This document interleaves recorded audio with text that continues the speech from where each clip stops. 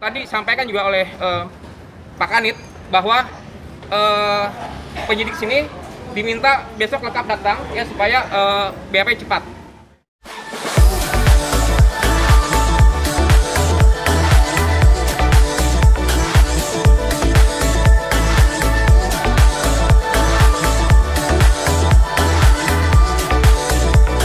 Jangan lupa subscribe dan nyalakan loncengnya.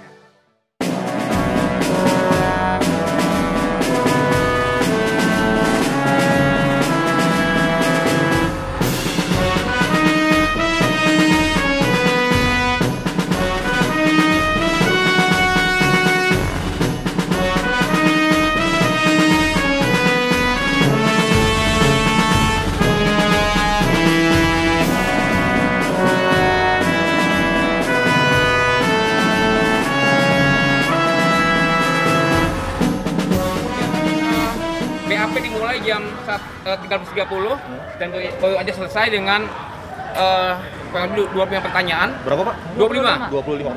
Nah, ketika BAP mau dimulai itu Kanit 1 Kemnak Bang Awal bilang bahwa ini perkara atensi dari Kapolda. Diminta agar minggu ini selesai nih semua nih, ya. Pemeriksaan selesai semua sehingga Rabu sudah bisa gelar perkara. Nah, tentu aja hari ini kami bawa satu Pak Karno sebagai pelapor. Selanjutnya besok kami akan bawa 5 atau 6 saksi lagi korban, termasuk Bu Agustin. Ya, karena Bu Agustin adalah tokoh penting yang pertama menjadi korban dari si Olivia, begitu. Nah, kemudian juga tadi sampaikan juga oleh Pak Kanit bahwa penyidik sini diminta besok lengkap datang ya supaya BAP cepat. Pada hari Rabu selambatnya itu sudah gelar perkara, tapi sebelum Rabu sudah ada pemeriksaan terhadap terlapor, yaitu Oli Andra gitu. Nah, tadi karena ini memang dikebut prosesnya, maka yang 3 dokumen yang diduga bodong, yaitu nota dinas, SK dan nomor induk pegawai langsung disita oleh penyidik supaya cepat ya begitu prosesnya. Kita diminta 25 pertanyaan. Itu yang pertama itu awalnya semuanya kronologi, tapi lebih detail lagi dari awal ditawarkannya menjadi CPNS sampai pertemuan berikutnya, sampai dengan penyerahan uang, penyerahan dokumen, sampai terjadi terakhir itu sampai setelah diberikan SK itu kan kok sampai kebongkar bahwa ini adalah SK bodong. Itu kan setelah dari pihak kuasa hukum dari kita itu kan datang ke BKN mengecek apakah SK tersebut asli atau palsu. Ternyata setelah kita datang ke BKN kemarin hari Senin, itu ternyata sudah dinyatakan resmi bahwa itu adalah palsu dan tidak dikeluarkan sama sekali oleh BKN. Jadi kurang lebihnya seperti itu.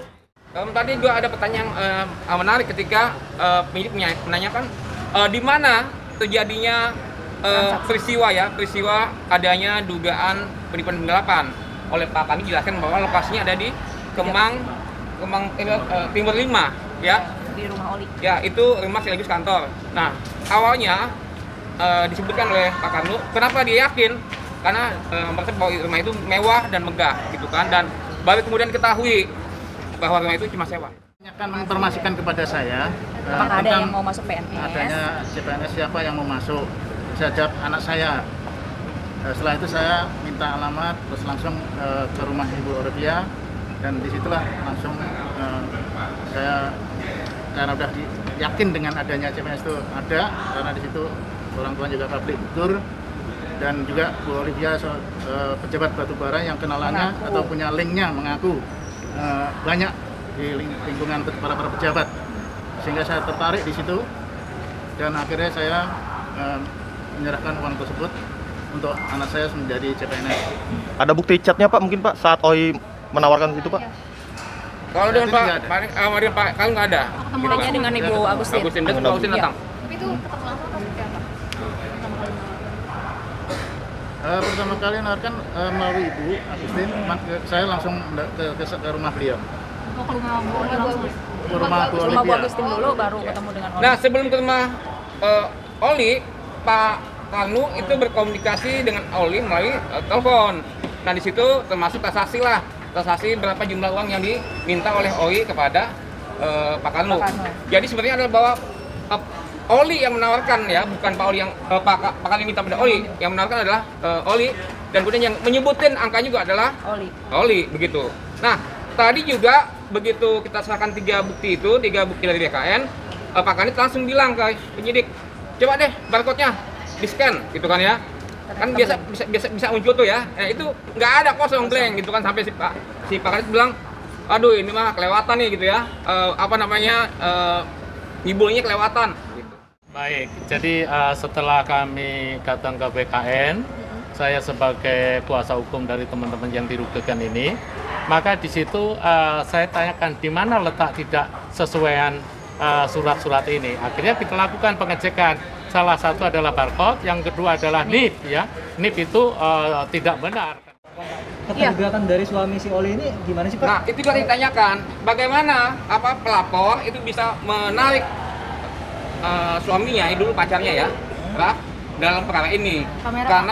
Karena rekeningnya Raf itu dipakai untuk transaksi. Berarti artinya selama ini kalau sistem transfer itu menggunakan atas nama rekening dari suaminya. Benar. Ya, kalau yang cash itu langsung pada si Oli. Berarti bisa disebut bahwa rekening dari suaminya ini rekening penampung daripada para korban. Betul, dan artinya bukan cuma nabung doang ya, tapi sama-sama bekerjasama ya, mereka melakukan perbuatan itu. Nah, bekerjasamanya itu dalam artian selain daripada rekening penampung itu, apakah si Raffi ini ikut merayu para korban? Ya, ada beberapa korban yang datang ke kantornya, itu juga diberikan ya semacam briefing lah, atau arahan, atau penjelasan dari Raf juga begitu.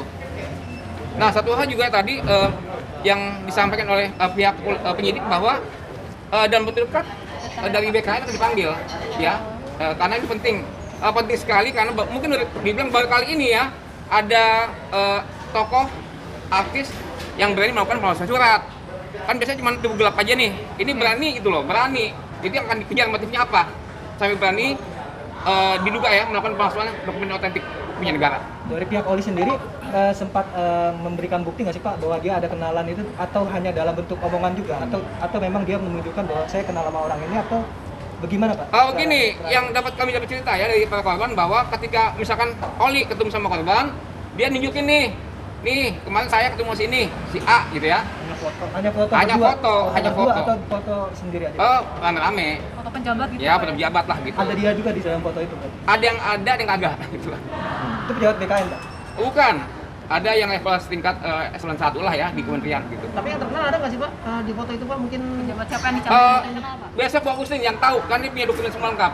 Nah, yang mesti dijelasin sama kami bahwa dalam perkara ini tidak ada namanya suap menyuap ya, ingat ya, nggak ada suap menyuap.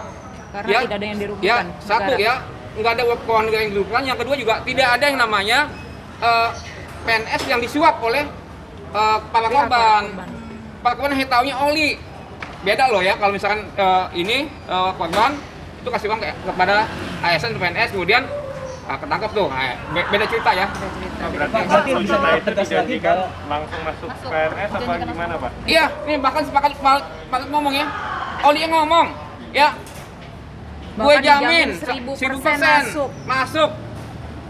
Kalau nggak masuk, uang kembali 100%. Di akhir di surat perjanjiannya itu ada, jika tidak masuk, itu ada pengembalian uang di akhir Juli 2021. Berarti tadi surat perjanjian juga dibawa ya? Berarti Iya. Diambil. Berarti ada surat perjanjian Mbak ya? Ada, judulnya ada perjanjian penitipan uang. Pakai materai nggak, Pak? Pakai. Berarti tadi jadi barang bukti ya, Pak? Iya. Perjanjian. Pak bisa Bapak, dipertegas? Ya. Mau nanya, itu kan setelah pelaporan, apakah pihak Oli ada yang menghubungi pihak korban atau seperti apa? Belum, justru kami sesakan ya, ada orang ngaku sebagai Farhad Abbas mengontak Bu Agustin, ya ngaku membantu Bu Agustin, namun kemudian dia cari tahu tentang peristiwa ini pada Bu Agustin gitu loh. Nah kemudian cerita sama saya, Bu, besok Ibu kalau siapapun ngaku sebagai kuasa hukum dari Olivia jangan diladenin dah, gitu kan, gitu loh. Banyak yang mau cari panggung gitu ya. Kita sini konsennya bagaimana para korban uang dibalikin, gitu ya. Itu orang-orang susah semua, orang-orang tak punya duit, gitu ya. Yang tujuannya jadi PNS mau naikin derajat. Dan ingat ya, ini adalah jalur prestasi, bukan jalur biasa yang ada pengumuman di laporan gitu loh. Bisa dipertegas lagi Pak bahwasannya Bu Oli selalu menunjukkan foto-foto bersama pejabat saat merayu para korban ya gitu Pak? Iya benar. Pak, Yang 225 orang ini apakah semuanya diberikan surat dengan tanda tangan materai? Seluruhnya. Semuanya sama. Ya, seluruhnya. Ketika uang itu di store atau uang cash dikasih pada Oli, maka Oli langsung berikan tanda terima kwitansi. Pak, ketika misalnya ada mau pengembalian dana, misalnya dari Oli, apakah akan memaafkan damai atau seperti apa? Pak Kanu yang jawab deh, Pak. Mau damai apa enggak? Kalau ada pengembalian dana, gimana Pak? Ya, kalau dari kami pribadi, saya pengen uang itu kembali. Tengah dulu, Pak. Ya, dari kami pribadi, saya ingin uang itu kembali dan saya juga ingin memaafkan beliau. Jadi yang penting uangnya kembali. Yang penting ya, Pak? uang itu kembali. Pak, kapan sih Pak Bapak merasa mulai tertipu nih Pak dengan OI Pak? Mulai terus semenjak ketahuan bahwa SK itu palsu. Sejak itu. Iya, setelah dicek ke BKN tanggal 27 hari Senin. Jangan lupa subscribe dan nyalakan lonceng.